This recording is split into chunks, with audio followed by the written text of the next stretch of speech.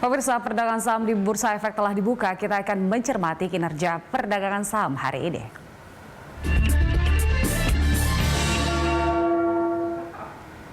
Dan untuk mengetahui pergerakan saham hari ini, pemirsa, kita kembali bergabung bersama analis Mirae Aset Sekuritas, ada Mbak Christine Natasha. Mbak Christine, indeks kita dibuka terkoreksi. Apakah ini akan terjadi sepanjang hari ini atau seperti apa, Mbak Christine? Ya, selamat pagi Mbak Julita. Ya, saya melihat bahwa ini lanjutan dari koreksi IHSG yang terjadi kemarin, ya, yang dimana kemarin juga sejalan dengan koreksi yang terjadi di bursa global dan juga Asia setelah The Fed akan mengumumkan bahwa mereka akan melakukan tapering off, dimana saat ini kita lihat juga dolar Amerika Serikat naik 0,5% ke level tertingginya sejak bulan November, dimana ini juga memicu aksi jual dan imbal hasil atau yield Treasury Amerika Serikat 10 tahunnya juga turun 3 basis point menjadi 1,24%. Dan di Amerika Serikat juga kita lihat bahwa klaim pengangguran mencapai 348.000 dalam minggu terakhir, di mana ini adalah level terendah sejak pandemi. Dan kalau kita lihat semalam Dow Jones dan S&P juga keduanya berubah positif. Jadi saya melihat hari ini IHSG akan cenderung bergerak konsolidasi. Baik, biasanya akhir pekan akan diwarnai aksi profit taking. Apakah ini akan berpengaruh ke indeks kita, Mbak Christine? Ya, saya lihat untuk hari ini masih berpotensi untuk bergerak di zona merah, walaupun semalam indeks Dow Jones dan S&P turn positif. Tapi kita lihat juga karena data-data seperti dolar Amerika Serikat yang naik atau menguat, dan juga kita juga masih menantikan tapering off yang akan diumumkan, di mana majority juga mengatakan bahwa The Fed akan melakukan tapering off. Jadi kita lihat hari ini sentimennya masih sedikit negatif. Baik.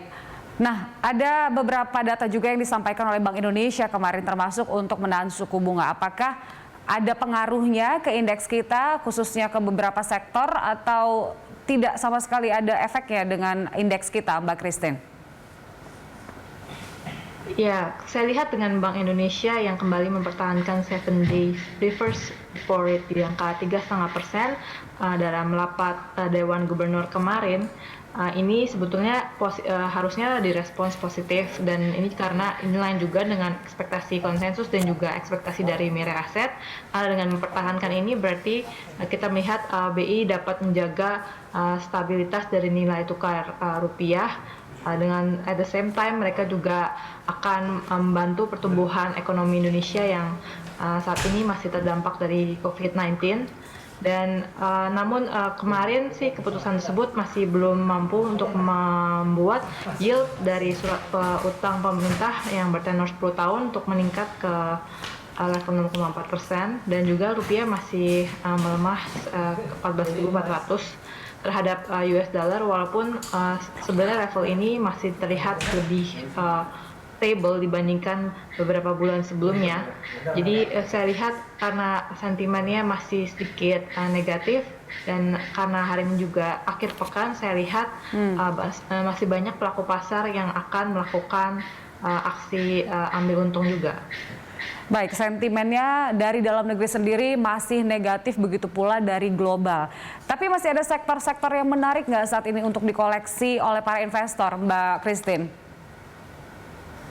Iya, kalau saya lihat sektor-sektor yang masih positif seperti perbankan, yang saya masih suka sebenarnya BBCA.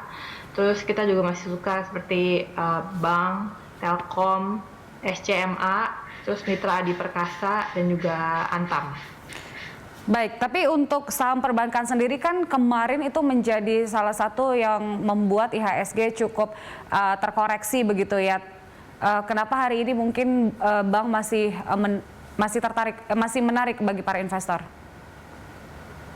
Karena kita lihat bahwa investor asing juga masih melakukan pembelian bersih kemarin, ya, walaupun indeks kita merah, dan kalau kita lihat dari sektor perbankan ini secara market cap juga masih paling besar, dan kalau kita lihat kayak BBCA juga dari segi fundamental juga dia masih menjadi perusahaan yang memiliki fundamental paling baik gitu. Jadi saya lihat masih akan difavoritkan juga dari fund manager. Baik, untuk sektor teknologi seperti apa pergerakannya hari ini, Mbak Christine? Saya lihat masih akan berkonsolidasi. Kalau kemarin untuk saham Bukalapak karena market cap-nya cukup besar dan kemarin ada sedikit rebound ya, tapi hari ini mungkin saya lihat masih akan berkonsolidasi ya, karena saat ini juga harga sahamnya juga sudah mendekati harga IPO level gitu. Saya lihat masih ada konsolidasi juga di saham Bukalapak. Baik, untuk Bukalapak yang sedang hype ya untuk saat ini. Nah, untuk retail, apakah masih ada yang bisa dikoleksi untuk saat ini, Mbak Christine? Perusahaan retail kami masih suka Mitra Adi Perkasa, karena kalau kita lihat dari second quarter resultnya mereka juga membukukan net profit yang cukup signifikan, dan dari penjualannya juga sebetulnya walaupun kita saat ini masih dalam pandemi, mereka ternyata dapat membukukan second quarter 2021 penjualan yang hampir mendekati angka di tahun 2019 itu, di second quarter 2019, di mana ini menunjukkan bahwa kinerja MAPI cukup kuat walaupun diterpa oleh pandemi gitu. Namun walaupun di third quarter ini kita ada PPKM yang sangat diperketat, ya kita lihat bahwa perusahaan ini mampu untuk bertahan ketika ada goncangan gitu. Jadi kita lihat ya ini layak untuk dikoreksi gitu. Baik, MAPI masih oke. Nah, kita lihat pergerakan indeks saat ini ada di 5.975 pemirsa. Artinya memang untuk koreksinya sendiri tidak begitu dalam di pembukaan ini. Apakah akan mungkin ke level 6.000 untuk hari ini, Mbak Christine? Oh, kalau saya lihat sih masih kemungkinan ya, karena kemarin kan juga untuk Dow Jones, S&P juga ditutup di zona positif dari yang sebelumnya negatif kan. Jadi ya karena kemarin juga sudah turun cukup signifikan, untuk IHSG cukup turun 2% lebih ya. Jadi ada potensi sih sebenarnya untuk rebound gitu, untuk ke level 6.000. Baik, masih ada potensi untuk rebound. Mbak Christine, terima kasih untuk informasinya pada pagi hari ini. Dan pemirsa, itu dia analis Mirae Aset Sekuritas Christine Natasha.